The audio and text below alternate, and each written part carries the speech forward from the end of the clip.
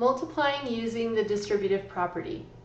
We'll use the distributive property to multiply polynomials, and the property allows us to multiply monomials, binomials, and trinomials. Most students are familiar with the FOIL method, and it's just a type of distribution that can be applied to a binomial times a binomial, so it is limited for when you can use it. So because of that, because you're only really using FOIL on a binomial times a binomial, then we'll just call it the distributive property for all of the polynomials that we want to multiply, because it's a general case to do it that way. So using the distributive property, here we would just distribute the 2 inside the parentheses. And that means we're going to be taking 2 times x, and we've done these already, 2 times 7. And so when we combine things up a little bit, we have 2x minus 14.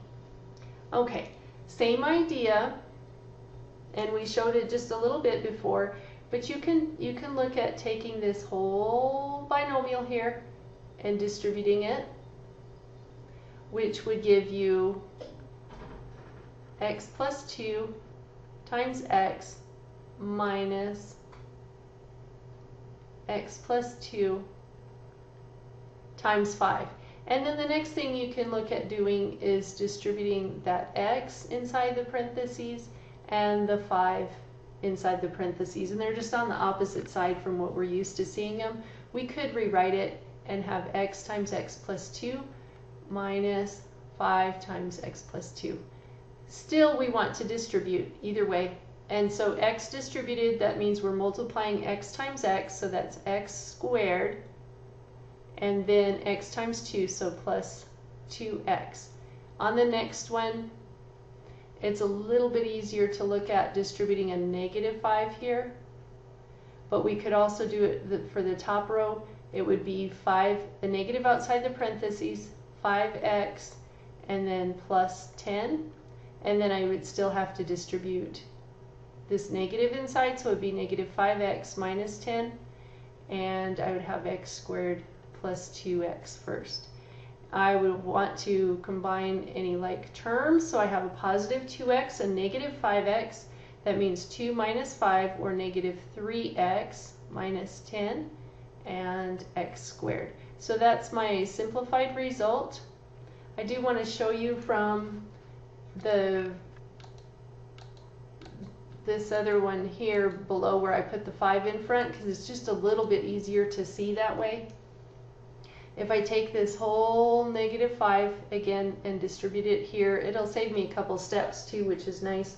So if I distribute this x, I'm still going to get x squared plus 2x, just like before. And here when I distribute the negative 5, I have negative 5 times x. And here when I distribute negative 5 times a positive 2, which is going to give me a negative 10.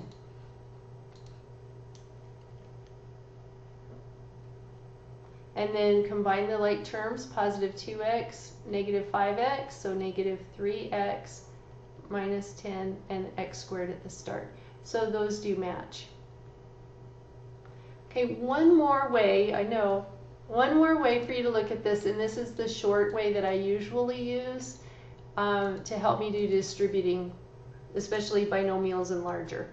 So if I take the first term of the first polynomial, binomial, or whatever it is, I want to make sure I take it and distribute it to every term in the second polynomial. And we saw that happening, but in a different order over here. So we'll go ahead and work it out and then compare and see if we get the same answers. So if I take that x and distribute it, then I'll get x times x plus x times negative 5. And then I want to take, let me see if I can do purple. Then I want to take the 2 and distribute it to both of the next, every term within the next polynomial. So then I'll have plus 2 times x plus 2 times negative 5.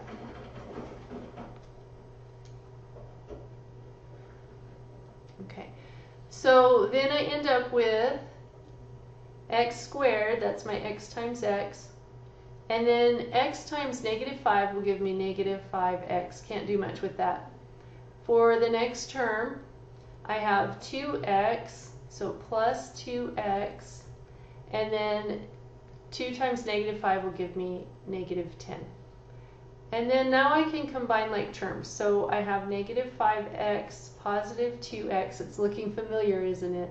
And I end up with x squared minus 3x minus 10. And I got that 3 different ways. The method I tend to like the most is this one that I just showed you because it seems to be the faster of the methods that I showed you here. But if one of the other methods makes a lot more sense to you, please use it.